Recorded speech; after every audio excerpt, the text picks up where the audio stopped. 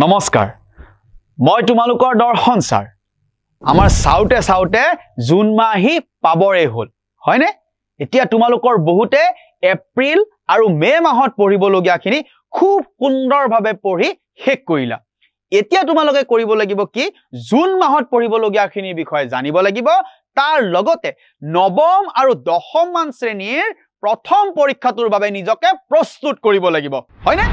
কিন্তু আমি মন কৰিছো যে তোমালোকৰ বহুতে এতিয়াও এপ্ৰিল আৰু মে মাহত পঢ়িবলগীয়াখিনি পঢ়া নাই কথাটো বেয়া হৈছে নহয় বিহুৰ কাৰণে হওক ঈদৰ কাৰণে হওক আইপিএলৰ কাৰণে হওক নতুবা কি যে নিৰ্বাচনৰ কাৰণে হওক এইবিলাকৰ মাজত দৌৰা দৌৰি কৰি ব্যস্ত হৈ থাকি তোমালোকে নিজৰ জীৱনৰ বহুমূলীয়া সময়খিনি নষ্ট কৰি পেলালা এতিয়া দৌৰা দৌৰিকৈ প্ৰথম পৰীক্ষাটোৰ বাবে নিজকে সাজু কৰিবা ফলত কি হ'ব তোমালোকে ভবা ধৰণে তোমালোকৰ ৰিজাল্ট নহব অসফল হবা হয়নে গটিকে আমাৰ কথাটো হৈছে কি আমাৰ মুখ্য কামটো কি আমি জানিব লাগিব এনেদৰে যদি তোমালোকে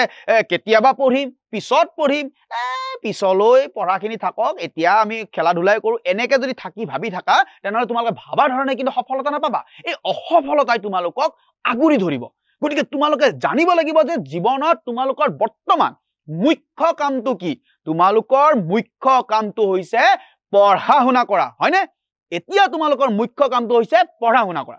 কিন্তু জীৱনত আগবাঢ়ি যাবৰ বাবে আমাৰ কি পঢ়া শুনাটো অত্যন্ত গুৰুত্বপূৰ্ণ কোনোবাই খেল ধুলত আগবাঢ়ি গৈছা কোনোবাই গান নাচত আগবাঢ়ি গৈছা হয়নে কিন্তু তাৰ মাজতো আমি আমাৰ পঢ়া শুনাখিনি কৰিব লাগিব ন্যূনতম জ্ঞানখিনি আহৰণ কৰিব লাগিব কাৰণ কি যে প্ৰত্যেকটো বস্তুতে জ্ঞানৰ দৰকাৰ আৰু এই জ্ঞান আমি ক'ত পাম এই ন্যূনতম শিক্ষাখিনিৰ পৰা পাম হয়নে এটা তোমালোকে ধৰি লোৱা তোমালোকৰ কোনোবা এজন ভাল খেলুৱৈ হ'ব পাৰা খুব ধুনীয়া খেলুৱৈ হ'ব পাৰা ক্ৰিকেট খেলুৱৈ হ'ব পাৰা ফুটবল খেলুৱৈ হ'ব পাৰা বিভিন্ন ধৰণৰ খেলুৱৈ এজন ভাল খেলুৱৈ হ'ব পাৰা কোনোবা এজনে আকৌ ভাল গান গাব পাৰা ভাল অভিনয় কৰিব পাৰা চিত্ৰশিল্পী হ'ব পাৰা কিন্তু তাৰ পিছত এই পৰীক্ষাৰ ফলাফল দিয়াৰ সময়ত যদি তোমালোকৰ পৰীক্ষাৰ ফলাফলত মেট্ৰিক ফেইল বুলি হয় ভাল লাগিবনে গটিকে এইখিনি সময়ত এইবিলাকৰ লগতে মুখ্য কামটো হৈছে জ্ঞান আহৰণ কৰা হয়নে গটিকে এতিয়া প্ৰথম আৰু প্ৰধান কৰ্তব্যটো হৈছে আমি আমাৰ পঢ়া শুনাখিনি আগুৱাই লৈ যাব লাগিব বিভিন্ন ধৰণে আগুৱাই লৈ যাব লাগিব তোমালোকৰ কোনোবা খেলিবলৈ গৈছা তেতিয়া পঢ়া শুনাটো লগত থাকিব লাগিব কোনোবা গান গাবলৈ গৈছা তেতিয়া পঢ়া শুনাটো লগত থাকিব লাগিব কোনোবাই কৰবাত ফুৰিবলৈ গৈছা তেতিয়া পঢ়া শুনাটো লগত থাকিব লাগিব কোনোবা আত্মীয় হস্পিটালত আছে খবৰ ল'বলৈ গৈছা তেতিয়াও পঢ়া শুনাটো লগত থাকিব লাগিব মুঠতে যেতিয়াই সময় পোৱা পঢ়া শুনাটো লগত ৰাখিলেহে পঢ়া শুনাবোৰ ঠিক হ'ব আৰু জীৱনত আগবাঢ়ি যাব পাৰা হয়নে গটিকে এই বস্তুখিনিৰ ওপৰত তোমালোকে গুৰুত্বপূৰ্ণ সহকাৰে মন দিব লাগিব এতিয়া দ্বিতীয় গুৰুত্বপূৰ্ণ কথাটো হ'ল যে তোমালোকে সেবাৰ নতুন গাইডলাইনখন বহুতে গম পাইছা আৰু নতুন গাইডলাইনখনত কি আছে যে এই নতুন শিক্ষানীতি 2020ৰ অধীনত এতিয়া তোমালোকে ব্যৱহাৰিক শিক্ষাৰ ওপৰতো গুৰুত্ব দিব লাগিব কাৰণ তাত কোৱা আছে নহয় যে তোমালোকৰ বিভিন্ন ধৰণৰ বিষয়বস্তুৰ ওপৰত পৰীক্ষাত আহিব পাৰে প্ৰশ্নবোৰ বিভিন্ন ধৰণে আহিব পাৰে গতিকে তোমালোকে সম্পূৰ্ণভাৱে সেই পাঠ এটা জনাটো অত্যন্ত গুৰুত্বপূৰ্ণ এতিয়া তোমালোকে কিতাপখন খুলি ধৰকে পঢ়ি গলে নহব ভাটৌৰ দৰে কিতাপখন পঢ়ি গলে নহব মুখাস্ত কৰি গলে নহব অংক এটা 10 বাৰ প্ৰেক্টিছ কৰি গৈ পৰীক্ষাত লিখিম বুলি গলে নহব তেতিয়া হলে কি পাবা তোমালোকে টান পাবা কিয় কাৰণ এতিয়া ব্যৱহাৰিক হৈ গল এতিয়া কথাটো হ'ল কি যে তোমালোকক বিভিন্ন ধৰণে প্ৰশ্নবোৰ সুধিব পাৰে গটিকে শ্ৰেণী কোঠাত আমাৰ ছাৰ বা বাইদেউসকলে কেনেদৰে শিকাইছে সেইখিনি তোমালোকে জানিলা জানি বুজিলা বুজি সেই শিক্ষাটোৰ প্ৰয়োগিক ক্ষেত্ৰত কি প্ৰয়োজন সেইটো তোমালোকে নিজে বুজিবলৈ চেষ্টা কৰিব লাগিব অংক এটা ফৰ্মুলা এটা সেই ফৰ্মুলাটো তোমালোকে তাৰ প্ৰায়োগিক মানে ব্যৱহাৰিক ক্ষেত্ৰত সেই ফৰ্মুলাটোৰ গুৰুত্বটো কি তাক জানিব লাগিব এতিয়া তোমালোক যিসকলে জ্ঞান স্ৰোতৰ সাবস্ক্ৰিপচন লৈছা তেওঁলোকে নিশ্চয় আমাৰ জ্ঞান স্ৰোতৰ জৰিয়তে এটা উদাহৰণ পাইছা যে দুটুকুৰা কাপোৰ তাত কি হৈছে পিয়াজৰ টুকুৰা দুটুকুৰা কাপোৰত আমি মেৰিয়াই গুটেই ৰাতি থৈ দিলো থৈ দিয়াৰ পিছত নেক্সট দিনা ৰাতিপুৱা সেই কাপোৰ দুটুকুৰাটো কি হ'ব পিয়াজৰ গোন্ধটো আহি যাব এতিয়া তাৰে এটুকুৰা কাপোৰ আমি অম্ল দ্ৰৱত ডুবালো আৰু আন টুকুৰা কাপোৰ আমি খাৰক দ্ৰৱত ডুবাই দিলো ডুবাই দিয়াৰ পিছত দুই টুকুৰা কাপোৰ আমি ধুনীয়াকে ধুই মেলি আনি যেতিয়া আমি কাপোৰ দুটাৰ স্মেল গোন্ধ শুঙি চালো এখন কাপোৰত কি হ'ল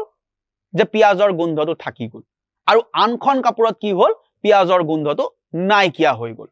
এতিয়া যিখন কাপোৰত পিয়াজৰ গোন্ধটো নাইকিয়া হ'ল সেইখন কাপোৰ ডুবোৱা হৈছিল ক'ত খাৰক দ্ৰৱত আৰু যিখন কাপোৰত পিয়াজৰ গোন্ধটো থাকি গ'ল সেইখন কাপোৰ ডুবোৱা হৈছিল ক'ত অম্ল দ্ৰৱত এতিয়া এই উদাহৰণটোৱে পৰীক্ষাত তোমালোকক বিভিন্ন ধৰণে প্ৰশ্ন সুধিব পাৰে এইটোৱে কি সুধিব পাৰে যে কিয় হ'ল কি দ্ৰৱ আছিলে কি কাপোৰ আছিলে এই গুটেই কথাখিনি তোমালোকে এতিয়া ভালদৰে বুজিব পাৰিলেহে পৰীক্ষাত ইয়াৰ উত্তৰ খুব সুন্দৰভাৱে কৰিব পাৰিবা আৰু টান নোপোৱাকৈ কৰিব পাৰিবা এতিয়া ওপৰত দিয়া উদাহৰণটো তোমালোকে বুজিলা এই উদাহৰণটোৰ পৰা তোমালোকক বিভিন্ন ধৰণৰ প্ৰশ্ন সুধিব পাৰে কিয় হ'ল কেনেকে হ'ল কি হ'ল এই সকলোবোৰ প্ৰশ্ন তোমালোকে যদি বুজি পোৱা তেতিয়া হলে হে তাৰ উত্তৰবোৰ কৰিব পাৰিবা মানে বুজি পালে তোমালোকক প্ৰশ্নটো যেনেকে নুহুদক কিয় তাৰ উত্তৰবোৰ কৰিবলৈ তোমালোকৰ সহজ হ'ব এটা উপযুক্ত উদাহৰণটোৰ পৰা এনেই মই তোমালোকক সিম্পল কেইটামান প্ৰশ্ন হলো তেতিয়া তোমালোকে নিজে চোৱাচোন তোমালোকে উত্তৰবোৰ কৰিব পাৰানে নাই হয়নে এতিয়া প্ৰথম প্ৰশ্ন তোমালোকক ধৰা মই সুধিলো যে এই সূচকটোৰ নাম কি হ'ব পাৰে প্ৰথম প্ৰশ্ন এনেকুৱা হ'ব পাৰে যে এই সূচকটোৰ নাম কি দুই নম্বৰ প্ৰশ্ন এনেকুৱা হ'ব পাৰে যে অম্ল বা ক্ষাৰক ইয়াৰে কোনে বেয়া গোন্ধ আঁতৰ কৰিব পাৰে অম্ল বা ক্ষাৰক ইয়াৰে কোনে বেয়া গোন্ধ আঁতৰ কৰিব পাৰে সেই এটা প্ৰশ্ন হ'ব পাৰে 3 নম্বৰ প্ৰশ্নটো হ'ব পাৰে যে কাপোৰত থকা বেয়া গোন্ধ এটা কোনে আঁতৰ কৰিব পাৰে অম্লই নে ক্ষাৰকে কাপোৰত থকা বেয়া গোন্ধ এটা কোনে আঁতৰ কৰিব পাৰে অম্লই নে ক্ষাৰকে হয়নে আৰু এটা প্ৰশ্ন এনেকুৱা হ'ব পাৰে যে যদি তোমাক দুখন কাপোৰ দিয়া যায় সেই দুখন কাপোৰৰ গোন্ধ শুঙি তুমি ক'ব পাৰিবানে যে কোনখন কাপোৰ অম্লত ডুবোৱা গৈছিলে আৰু কোনখন কাপোৰ ক্ষাৰকত ডুবোৱা গৈছিলে এতিয়া এইবোৰটা মই জাস্ট উদাহৰণহে দিছো এনেকুৱা প্ৰশ্ন আহিব পাৰে গতিকে এই বস্তুটো যদি তোমালোকে ভালদৰে বুজি পোৱা তেনেহলে পৰীক্ষাত তোমালোকক যেনেকে ধৰণে প্ৰশ্ন নুসুধিলেও এই প্ৰশ্নবিলাকৰ উত্তৰ খুব সুন্দৰভাৱে তোমালোকে কৰিব পাৰিবা মৰমৰ ছাত্ৰ ছাত্ৰীসকল এই কথাখিনি মই তোমালোকক এই কাৰণে কৈছো যে এতিয়া নতুন শিক্ষা নীতি মতে পৰীক্ষাত যেতিয়া তুমি বহিবা তোমাৰ যাতে টান নহয় প্ৰতিটো উত্তৰ যাতে তুমি ধুনীয়াকৈ কৰিব পাৰা আৰু সফলতা লাভ কৰিব পাৰা এতিয়া তোমালোকৰ মনত এটা প্ৰশ্ন হ'ব পাৰে যে তোমালোকে এইবোৰ ক'ত শিকিবলৈ পাবা ক'ত পঢ়িবলৈ পাবা হয়নে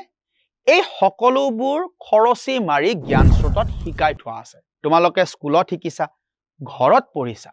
তাৰ উপৰিও জ্ঞান স্ৰোতত এইবোৰ খৰচি মাৰি শিকাই থোৱা আছে তোমালোকে যদি জ্ঞান স্ৰোতত ভিডিঅ'বোৰ চোৱা তেনেহলে তোমালোকে এইবোৰ আৰু ভালদৰে জানিব পাৰা আৰু ভালদৰে বুজিব পাৰিবা তোমালোকৰ আখুৱাবোৰ আৰু খুব সুন্দৰভাৱে নাইকিয়া হৈ যাব এতিয়া ব্যৱহাৰিক ক্ষেত্ৰতে হওক পৰীক্ষাত গৈ পিলে তুমি কি প্ৰশ্ন আহিব সেই প্ৰশ্নবিলাক তুমি কেনেদৰে প্ৰিপেয়াৰ কৰিবা বা প্ৰশ্নবিলাকৰ ব্যৱহাৰিক ক্ষেত্ৰতে হওক তাক তুমি কেনেদৰে সলভ কৰিবা প্ৰশ্ন উত্তৰবিলাক কেনেকৈ লিখিবা এই সকলোবোৰ জ্ঞান স্ৰোতত শিকাই থোৱা আছে এতিয়া আন এটা গুৰুত্বপূৰ্ণ কথা হ'ল কি যে এই গোটেই সময়খিনিৰ ভিতৰত এই জুলাই মাহটো আমাৰ অতি গুৰুত্বপূৰ্ণ কিয় যে জুলাই মাহত বন্ধ থাকে এই গোটেই মাহটো গৰমৰ বন্ধ হয়নে এতিয়া তোমালোকৰ বহুতে কি হৈছে যে আগত পঢ়াবিলাক জমা কৰি থৈ গলা এপ্ৰিলত পঢ়া নাই মে মাহৰ পঢ়া নাই বহুতে জুন মাহৰো পঢ়া নাই এইবোৰ কি হ'ব এই জুলাই মাহটো এটা সুবৰ্ণ সুযোগ য'ত তুমি তোমাৰ সেই পেন্ডিং হোৱা পঢ়াখিনি পঢ়ি শেষ কৰিব পাৰিবা তোমাৰ লগৰবোৰটো এতিয়া আগবাঢ়ি গুচি গ'ল এটা তুমি সেই লগৰবিলাকক সমানে বা লগৰবিলাকৰ সমানে যাবৰ বাবে এই জুলাই মাহটো একমাত্ৰ সময় য'ত তুমি তোমাৰ পঢ়াখিনি খুব সুন্দৰভাৱে আগবঢ়াই লৈ যাব পাৰা আমি কোৱা নাই যে জুলাই মাহটো তুমি দিনটো পঢ়া শুনা কৰা জুলাই মাহত তুমি কি কৰিবা খেলিবা গৰম বন্ধ ফুৰিবলৈ যাবা মামাহঁতৰ ঘৰলৈ যাবা খুৰাহঁতৰ ঘৰলৈ যাবা ক'বাত যাবা এইবোৰ যাবা কিন্তু এই জুলাই মাহটোৱে এনেকুৱা এটা সময় য'ত তোমাৰ সেই পেন্ডিং হৈ থকা পঢ়াখিনি তুমি খুব সুন্দৰভাৱে পঢ়ি শেষ কৰিব পাৰিবা হয়নে আৰু এটা কথা এই যিসকলে এই জুলাই মাহৰ ভিতৰত পেন্ডিংখিনি শেষ নকৰা তেওঁলোকক কিন্তু এটা হকিয়াই দিছো যিসকলে এই জুলাই মাহৰ ভিতৰত পঢ়াখিনি শেষ নকৰা তোমালোকে কিন্তু বৰ টান পাবা কাৰণ এই জুলাই মাহত বন্ধটো হৈছে অতি গুৰুত্বপূৰ্ণ আৰু জুলাই মাহৰ বন্ধৰ পিছত তোমালোকে আন বন্ধ নোপোৱা আৰু মাহটোত গতিকে এইখিনি সময় য'ত তোমালোকে খুব ধুনীয়াকৈ তোমালোকৰ পঢ়িবলগীয়াখিনি পঢ়ি শেষ কৰিব পাৰা বিশেষকৈ অভিভাৱকসকল আপোনালোককো হকিয়াই দিছো যে আপোনালোকৰ যিসকল ল'ৰা ছোৱালীয়ে এতিয়াও পঢ়াখিনি কমপ্লিট কৰা নাই একমাত্ৰ এই জুলাই মাহটোৱে পাইছে য'ত আপোনালোকে আপোনালোকৰ ল'ৰা ছোৱালীৰ এই এপ্ৰিল মে জুন মাহৰ পঢ়িবলগীয়াখিনি খুব সুন্দৰভাৱে পঢ়াই শেষ কৰি ল'ব পাৰে এই জুলাই মাহটোৱে কিন্তু একমাত্ৰ সময় আপোনালোকৰ হাতত আছে হয়নে ইয়াৰ পিছত কি হ'ব পূজা আহিব সভা আহিব ইয়াৰ পিছত আকৌ কি হ'ব যে জুলাই মাহৰ পিছত স্কুল খুলিব নতুন নতুন পাঠ আহিব এতিয়া যদি এইখিনিয়ে যদি জমা হৈ গৈ থাকে আকৌ নতুন পাঠখিনি আহিব এইখিনিও বোজা হ'ল নতুন পাঠখিনিও বোজা হ'ল গতিকে বোজা হৈ গৈ থাকিব নহয় হয়নে নহয় পূজা সভাৰ পিছতে আহিয়ে গ'ল নহয় প্ৰি টেষ্ট গতিকে পঢ়িবলৈ সময় পাবা ক'ত পঢ়াবোৰ বোজা হৈ গৈ থাকিব লাষ্টত কি হ'ব যে তোমালোকে ভবা ধৰণে ৰিজাল্টবোৰ কৰিব নোৱাৰিবা সেই কাৰণে প্ৰত্যেকজন অভিভাৱক প্ৰত্যেকজন ছাত্ৰ ছাত্ৰীকে আমি এই কথাটো হকিয়াই দিছো যে যিসকলে এতিয়াও এপ্ৰিল মে জুন এইখিনি পঢ়িবলগীয়াখিনি শেষ কৰা নাই এই জুলাই মাহটো তোমালোকে খুব সুন্দৰভাৱে পঢ়া জ্ঞান স্ৰোতৰ পৰা বিষয়বস্তুবোৰ ভালদৰে বুজি লোৱা লৈ তোমালোকৰ পঢ়াখিনি সম্পূৰ্ণ এই জুলাই মাহত আগবঢ়াই লৈ যোৱা এতিয়া আমাৰ অভিভাৱকখিনিলৈ এটা অনুৰোধ জনাম যে আপোনালোকৰ ল'ৰা ছোৱালীয়ে স্কুলত ভালদৰে পঢ়ি আছে শিকি আছে কিন্তু যদি আপোনালোকে আপোনালোকৰ ল'ৰা ছোৱালীৰ হাতত জ্ঞান স্ৰোত তুলি দিলেহেঁতেন তেনেহ'লে কি হ'ব যে গোটেই বছৰটোৰ সিলেবাছ তেওঁলোকৰ হাতত থাকিলেহেঁতেন তেওঁলোকে যেতিয়াই মন যায় সেইখিনি পঢ়িব পাৰিলেহেঁতেন আৰু টুকুৰা টুকুৰকে আমাৰ ভিডিঅ'বোৰ দিয়া আছে কাৰণে তেওঁলোকে বহুত বেছি সময়ো তাত দিব নালাগিলেহেঁতেন আৰু দিনটোৰ যিকোনো এটা সময় সেয়া ৰাতিপুৱাই হওক গধূলি হওক আবেলি হওক ৰাতি হওক যেতিয়াই সময় পায় তেতিয়াই 10 পৰা 15 মিনিট সময় দি এই টুকুৰা টুকুৰ ভিডিঅ'বোৰ পঢ়ি তেওঁলোকে কি কৰিব পাৰিলেহেঁতেন নিজকে পৰীক্ষাৰ বাবে আৰু অধিক ভালদৰে প্ৰস্তুত কৰিব পাৰিলেহেঁতেন সেয়েহে আপোনালোক অভিভাৱকসকলে যদি ল'ৰা ছোৱালীক এই জ্ঞান স্ৰোতৰ প্ৰতি অনুপ্ৰাণিত কৰে তেনেহ'লে তেওঁলোকৰ পঢ়িবলগীয়াখিনি খুব সুন্দৰভাৱে আগবাঢ়ি যাব কিছুমান ছাত্ৰ ছাত্ৰী আমি এতিয়া দেখিবলৈ পাইছোঁ যে তেওঁলোকে এতিয়া কি হৈছে যে এই